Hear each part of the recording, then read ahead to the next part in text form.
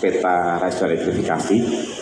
Jadi Bapak Ibu sekalian yang kami hormati, bahwa sampai dengan triwulan 1 rasio elektrifikasi atau akses listrik masyarakat terhadap PLN sudah mencapai 98,5%. Kenapa kita sekarang pendekatannya rasio elektrifikasi PLN? Kita ingin masyarakat itu mendapatkan listrik yang lebih sustain, dengan pelayanan yang lebih baik, dan masyarakat bisa menikmati program atau kebijakan yang diberikan oleh pemerintah. Sebagai contoh, kalau dia bisa mengakses listrik PLN atau menjadi pelanggan PLN, maka dia bisa menikmati subsidi listrik. Di samping itu juga kemarin kita punya program diskon tarif. Di waktu pandemi COVID juga kita terbitkan itu. Masyarakat apabila dia menjadi pelanggan PLN tentunya juga bisa menikmati kebijakan itu. Berbeda kalau sebelum-sebelumnya mereka dilistriki dengan program-program yang lain seperti LTHSE dan lainnya. Tapi kita tetap mengupayakan, sekali lagi, yang dulu kita sebut pra-elektrifikasi nanti akan dilistriki oleh PT PLN Persero. Boleh next saja. Terus, nah ini kira-kira sebarannya.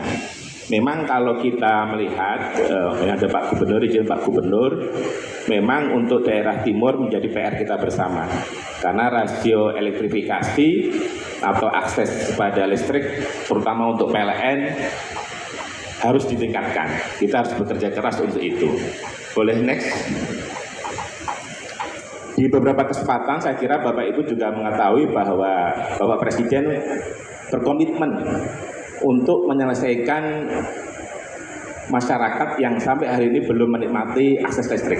Kalau tadi 98,5% itu setara dengan kira-kira 1,2 juta rumah tangga yang hari ini belum menikmati akses listrik.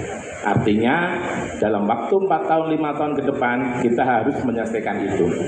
PR-nya tidak saja menyambung langsung ke PLN, tapi infrastruktur listriknya sendiri juga harus disediakan. Misalnya jaringan tenaga listrik, pembangkit, dan sebagainya. Next, lanjut. Nah, bagaimana strateginya? Kita ada 3 strategi utama dalam penyediaan listrik pedesaan, kita sebut LISDES. Yang pertama adalah untuk daerah yang di situ dekat dengan jaringan PLN existing, kita perluas jaringannya atau grid extension. Kalau memang sudah ada jaringan, kita tambah jaringannya sehingga bisa diakses oleh masyarakat atau rumah tangga di situ. Ini cara yang paling optimal lah, paling efisien, paling mudah, karena tinggal menarik jaringan. Kemudian kalau daerah tersebut tidak berdekatan dengan jaringan existing PLN dan masyarakatnya bisa kita anggap komunal atau berkelompok, kita menggunakan pendekatan pembangunan mini grid, yaitu membangun satu sistem kecil atau mini grid, microgrid gitu ya, dengan mengutamakan atau memanfaatkan pembangkit energi terbarukan, misalnya PLTS dan baterai. Nanti akan dibangun jaringan, masyarakat bisa menyambung listrik di mini grid itu. Kemudian yang ketiga, bagaimana kalau masyarakatnya tersebar, ya. Kalau Bapak Ibu sering melihat ya, misalnya di Papua gitu ya, kelompok-kelompok masyarakat itu tinggal sedikit-sedikit ya, mungkin 20 rumah, kemudian 30 rumah, maka kita kembangkan yang disebut PLTS individual plus baterai. Ini mirip dengan LTHSE dulu yang kita kembangkan, tetapi sekarang lebih bagus ya, kapasitasnya lebih besar, bisa sampai 900 PA. Kalau Bapak Ibu tadi ke sini, di depan ada contoh ya, ada rumah, di dalamnya ada PLTS individual plus baterai. Dan dia adalah pelanggan PLN karena ada KWH meternya. Boleh lanjut?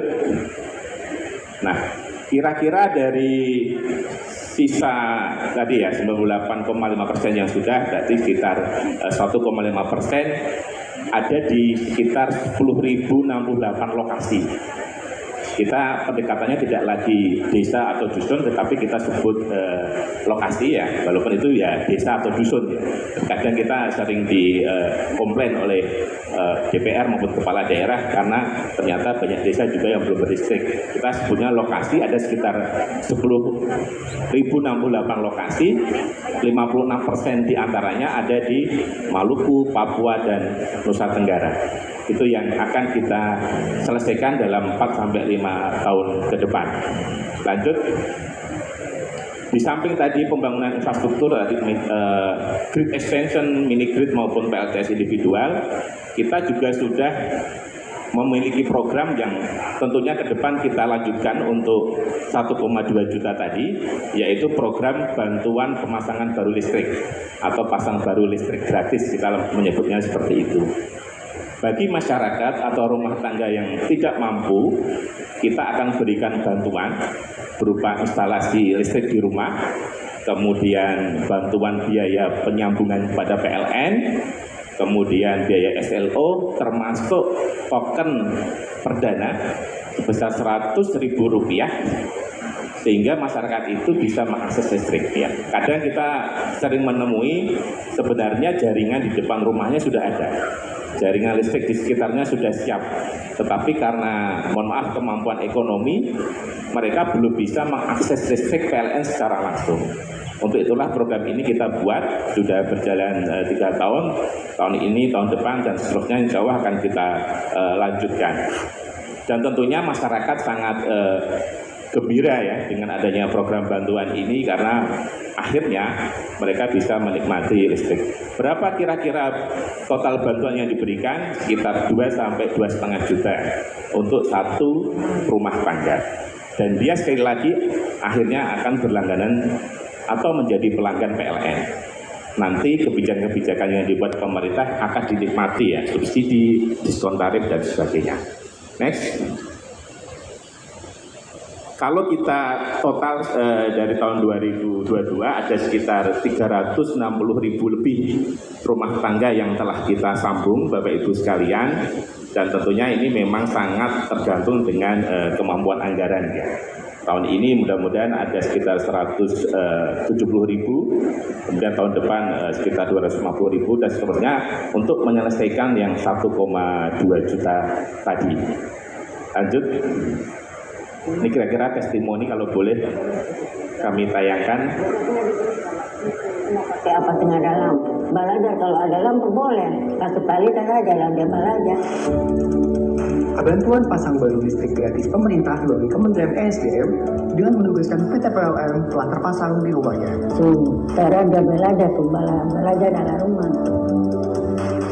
Atau rumah masyarakat ya mendapatkan bantuan pasang listrik gratis dari pemerintah. Lanjut. Tentunya Bapak Ibu sekalian, dalam pelaksanaan program listrik pedesaan kita menghadapi beberapa tantangan. Yang pertama kondisi geografis dan akses ya.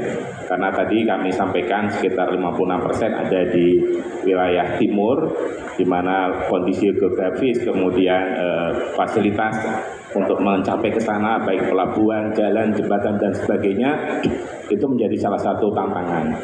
Kemudian yang kedua adalah keterbatasan anggaran, baik dari sisi pemerintah maupun dari sisi PLN. Tetapi kalau kita lihat tadi ya, Bapak Presiden sudah komit bahwa 4-5 tahun ke depan akan kita selesaikan dengan anggaran sekitar 50-60 triliun untuk menyelesaikan 1,2 juta, kemudian 10.000 lokasi tadi.